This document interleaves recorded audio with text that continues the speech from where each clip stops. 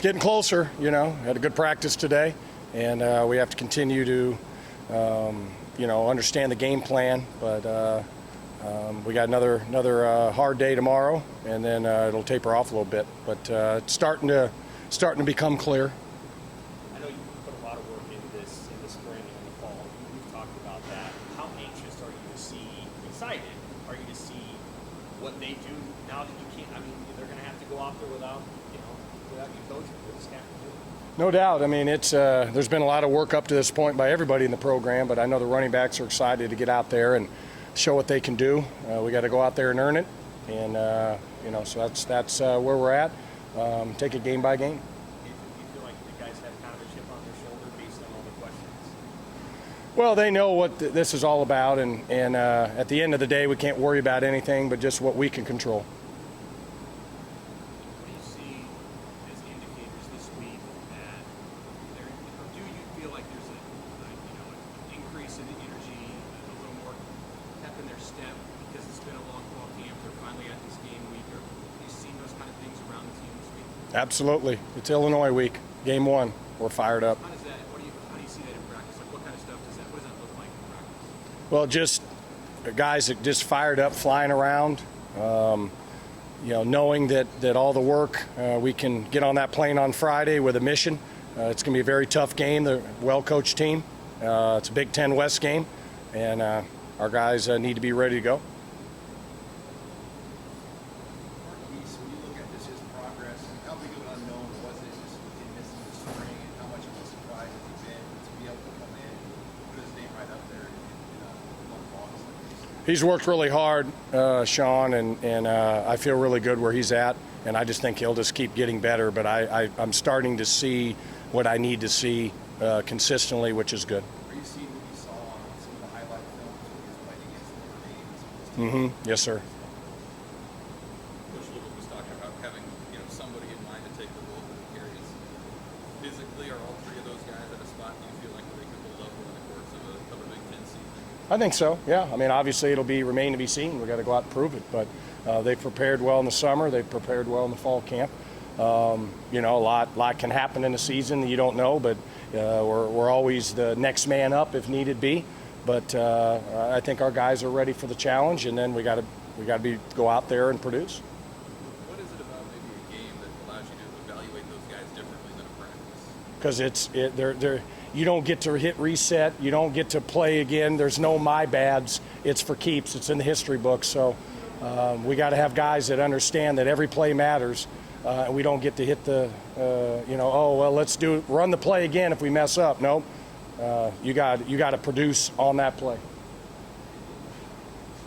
You guys are going to be obviously basically new coaching staff there. I mean, the pass protection point of it for your backs. I mean, how much of a history is there, I guess, in terms of what you're going to see and what you're going to have to prepare for? Well, within our rules, we have, the whatever the concept is, we have our rules depending on the structure of the defense. Everything's about structure. So if our guys understand the structure, then that allows them to be able to, even if there's nuances that maybe it wasn't perfect in practice, maybe they have a tweak that they have in their game plan, as long as we understand the structure and what is called up front, that allows us to have a chance to be successful.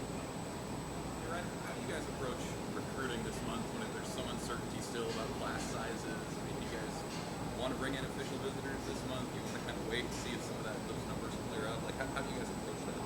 I think it's fluid. I think it's, we're gonna roll, like normal, and then adjust just to see how this thing goes. But obviously recruiting's the lifeblood of your program. We got to make sure that we're identifying kids that are fits for us and what we're trying to get done on both sides of the ball and in special teams. Is there some incentive to wait this year just to see what some guys do in high school on their film and maybe they didn't play last year or some of the other circumstances? Yeah, I mean, you're always, making sure you're looking. I mean, you just don't know what that, some of the pools look like with junior college and what the transfer thing could end up looking like. Obviously, we know high school for the most part, especially within 500 miles, that's important to us.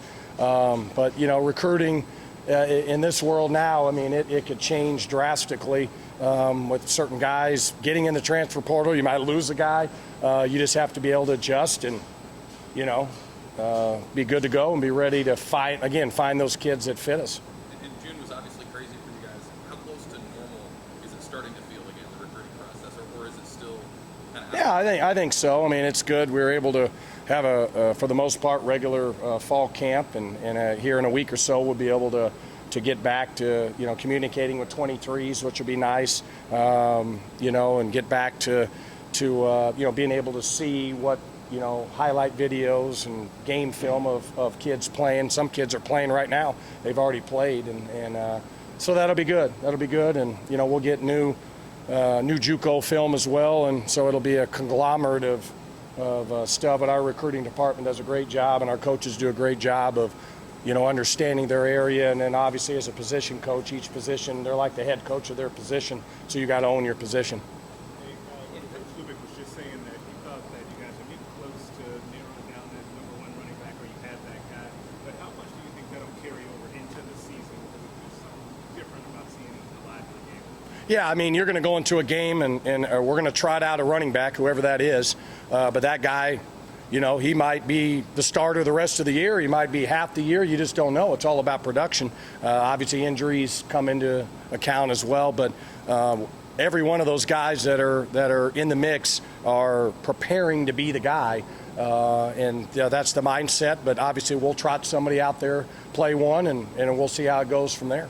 From your vantage point, trying to get multiple guys prepared to prepare as that number one guy. Well, I mean, it's like any position, right? You don't have one wide receiver. You got to have multiple guys that are ready. But I think as this thing goes, it'll work itself out to where you'd like to have, guys that are taking the majority of the reps when it's all said and done. Sip? From your vantage point, what have the battles between the offensive line and the D-line look like, particularly when you're kind of going live?